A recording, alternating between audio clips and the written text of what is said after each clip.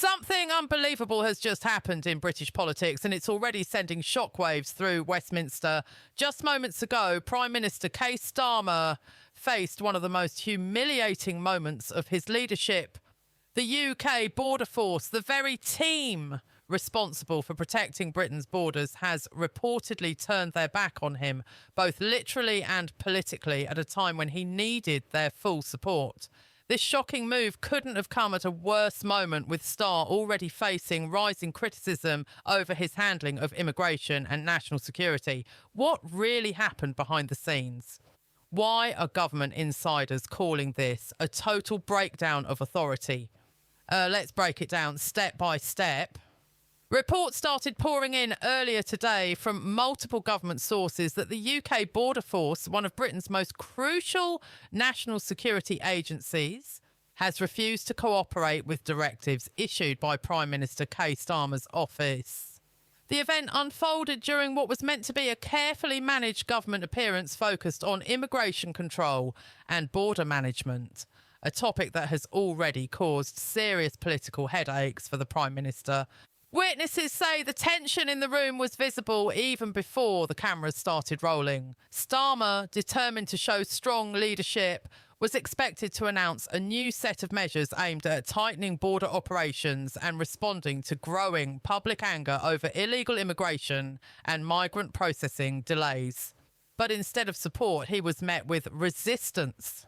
According to insiders, senior Border Force officials openly disagreed with the proposals, claiming that the Prime Minister's policies were unrealistic and lacking in practical understanding. When Starmer took to the podium, everything seemed to unravel.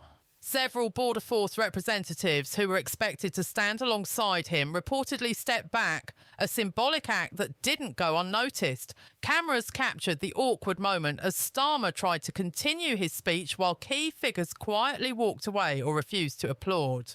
For a leader already under pressure, this was nothing short of political humiliation. The footage quickly began circulating online, spreading across social media platforms like wildfire. On X, formerly Twitter, hashtags like #BorderForceRevolt and #StarmerEmbarrassment began trending within minutes. Political commentators and opposition leaders wasted no time jumping on the incident, framing it as evidence of a Prime Minister losing control of his own government. Inside Westminster, the mood was tense. A source close to the Home Office described the situation as an unprecedented act of defiance. They explain that such open resistance from a national agency is rare, and it highlights just how deep the divisions have grown between the political leadership and those enforcing its policies on the ground. What makes this even worse for Starr is the timing. The Border Force's refusal came just days before a major parliamentary debate on immigration reform, one of the most sensitive and politically charged issues in the country. For weeks, critics have accused Starmer's government of failing to deliver on promises of stronger border control. And this public embarrassment only adds fuel to that fire as the clips spread across news outlets. Even some within the Labour Party privately admitted that the optics were devastating. "It's a nightmare scenario," one MP reportedly said. "The Prime Minister wanted to show strength, but this makes him look powerless." In the hours following the incident, Downing Street tried to play down the confrontation, calling it a miscommunication and insisting that the government maintains full confidence in the border force. But behind closed doors, officials are said to be scrambling to repair the damage. Political insiders suggest this could mark the beginning of a deeper crisis, one that exposes growing cracks, not just in policy, but in the government's ability to command loyalty and respect. The real question now is, how did it get this bad? What caused Britain's border force, an institution built on discipline and duty, to turn its back on the Prime Minister at the worst possible moment? To understand how this dramatic fallout happened, we need to look back at the growing storm inside the British government over the past few months. For weeks, tension has been brewing between the Prime Minister's office and the UK border force. A clash of authority that many now say was inevitable. It all began with Keir Starmer's push to show strength on immigration. Since entering office, he has promised to restore order at the borders and fix what he described as years of mismanagement. But insiders say those promises quickly ran into trouble. Starmer's new immigration plan was built around political messaging rather than operational reality. The border force tasked with turning those words into action found themselves under impossible pressure, with limited staff, outdated equipment and ever-changing orders coming from Westminster. Behind the scenes, senior officers had been warning the government for months that morale within the border force was collapsing. Long working hours, poor communication from the Home Office and unrealistic political deadlines had created a deep sense of frustration. Many officers felt they were being used as scapegoats for political failure. "We're expected to fix everything overnight," one Border Force insider told reporters off the record. But no one in government actually listens to what's happening on the ground. Then came the breaking point. In recent weeks, the Starmer administration announced another round of changes to the migrant processing system, a plan that many Border Force members saw as unworkable. The proposal, reportedly pushed through without proper consultation, called for faster deportation timelines and tighter enforcement measures. Officials within the agency privately described it as policy made for headlines, not for results. The tension wasn't just operational, it was also political. Starmer's opponents have long accused him of flip-flopping on immigration. One moment he promised compassion and fairness, the next he was talking tough about enforcement. This inconsistency left both his supporters and critics uncertain about where he truly stood. For the border force, it created confusion on how to actually carry out their duties.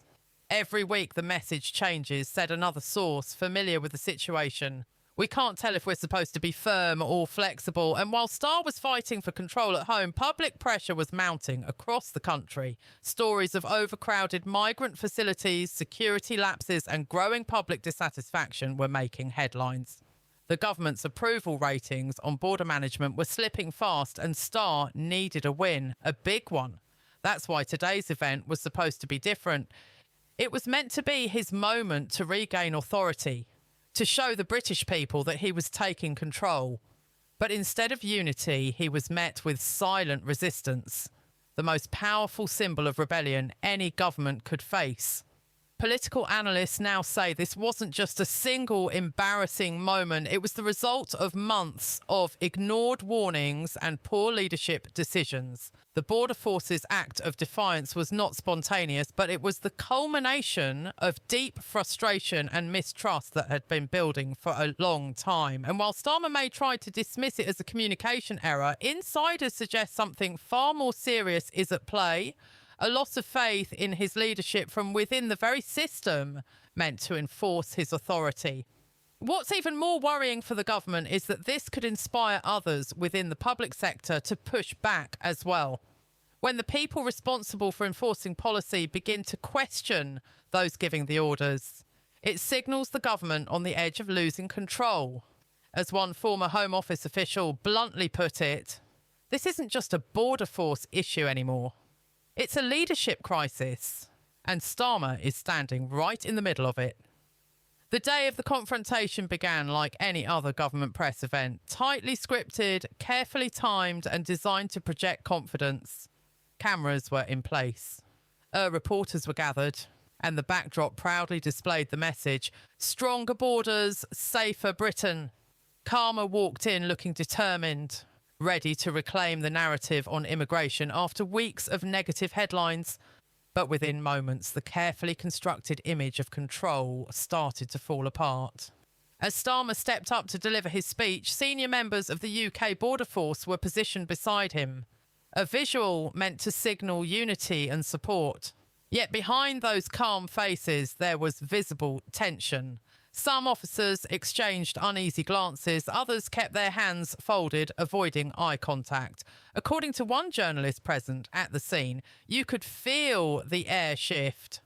As Starmer began outlining his plan, he spoke about firm leadership and moral responsibility, phrases that sounded strong on paper but hollow to those who had to carry out the orders, when he declared that the new policy would restore trust in Britain's borders. One senior officer quietly shook his head. That moment, though subtle, set the tone for what came next. Then, as Starmer moved into the second half of his speech, where the part where he was expected to thank and praise the border force, something unexpected happened. Several of the uniformed officers behind him began to step back, creating a visible gap on stage. It was slow, deliberate, and caught everyone off guard. Cameras flashed, reporters whispered. The Prime Minister hesitated for just a second, but that second was enough. It was the image that would define the day. The border force, standing for order and authority, had physically turned